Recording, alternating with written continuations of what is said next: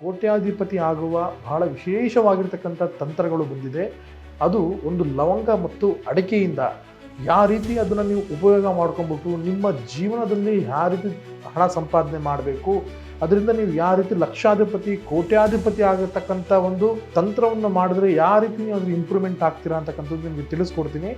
ಮೊದಲನೇದಾಗಿ ಇದು ಹೇಗೆ ಅಂತ ಹೇಳಿದ್ರೆ, ನೀವು ಪ್ರತಿನಿತ್ಯ ನಿಮ್ಮ ಮಾಡುವಂಥ ಒಂದು ಕೆಲಸದಲ್ಲಿ ಆಗಲಿ, ಮತ್ತು ಯಾವುದೇ ಒಂದು ವ್ಯವಹಾರದಲ್ಲಾಗಲಿ, ಯಾವುದೇ ಒಂದು ದುಡ್ಡು ಬರುವಂಥ ಒಂದು ಸಿಚುವೇಷನಲ್ಲಾಗಲಿ, ಮತ್ತು ಯಾವುದೇ ಒಂದು ಪರಿಪೂರ್ಣವಾದ ಒಂದು ಪ್ರಾಪರ್ಟಿ ಒಂದು ಜಾಗದ ವಿಚಾರದಲ್ಲಾಗಲಿ, ಏನೇ ಆಗಲಿ ನಿಮಗೆ ಒಂದು ಪ್ರಾಫಿಟ್ ಬರುವಂಥ ನೀವು ಒಂದು ವಿಚಾರ ಇದ್ದರೆ, ಬಾಯಲ್ಲಿ 2 ಥರದ್ದು ಲವಂಗ ಅಂತ ಹೇಳಿದ್ರೆ 2 ಲವಂಗ ಹಾಕ್ಕೊಂಡು ಮತ್ತು ಪರಿಪೂರ್ಣವಾಗಿ ಅಡಿಕೆ ನಿಮ್ಮ ಒಂದು ಬಲಭಾಗದ ಜೇಬಿನಲ್ಲಿ ಇಟ್ಕೋಬೇಕು, ಎಡಭಾಗದಲ್ಲ ಬಲಭಾಗದ ಜೇಬಿನಲ್ಲಿ ಆ ಅಡಿಕೆನ ಇಟ್ಕೊಂಡು ನಿಮ್ಮ ಕೆಲಸ ಆಗೋವರೆಗೂ ಆ ಲವಂಗನ ನೀವು ಅಗಿತಾ ಇರಬೇಕು.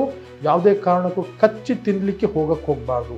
ಆ ಒಂದು ಲವಂಗದ ಶಕ್ತಿ, ಆ ಅಡಿಕೆಯ ಶಕ್ತಿ, ಲವಂಗ ಮತ್ತು ಅಡಿಕೆ ಶಕ್ತಿಶಾಲಿಯಾಗಿರ್ತಕ್ಕಂಥ ತಂತ್ರಗಳಿಗೆ ಉಪಯುಕ್ತವಾದದ್ದು ಅದು. ಮತ್ತು ಪರಿಪೂರ್ಣವಾಗಿ ನಿಮ್ಮ ಒಂದು ಜೀವನದಲ್ಲಿ ಆ ಲವಂಗ ಮತ್ತು ಅಡಿಕೆ ಲಕ್ಷ್ಮಿಯ ಪ್ರಿಯವಾಗುವಂಥ ವಸ್ತುಗಳದು. ಅದು ನಿಮ್ಮ ನಕಾರಾತ್ಮಕ ಒಂದು ಏನೇ ಒಂದು ವ್ಯವಹಾರ ಇದ್ದರೂ ಕೂಡ ಆ ಲವಂಗ ಮತ್ತು ಅಡಿಕೆಯಿಂದ ಪರಿಪೂರ್ಣವಾಗಿ ಅದನ್ನು ಸಕಾರಾತ್ಮಕ ತಿರುಗುವಂಥ ಸಾಧ್ಯತೆಗಳು ಆ 2 ಒಂದು ವಸ್ತುಗಳಿರ್ತವೆ. ಕೆಲಸ ಮುಗಿದಾದ ಮೇಲೆ ಸಂಪೂರ್ಣವಾಗಿ ಆ ಲವಂಗವನ್ನು ಸಂಪೂರ್ಣವಾಗಿ ಯಾವುದಾದ್ರೂ ಒಂದು ಗಿಡದ ಹತ್ರ ನೀವು ಅದು ಉಗಿಳಬೇಕಾಗುತ್ತೆ.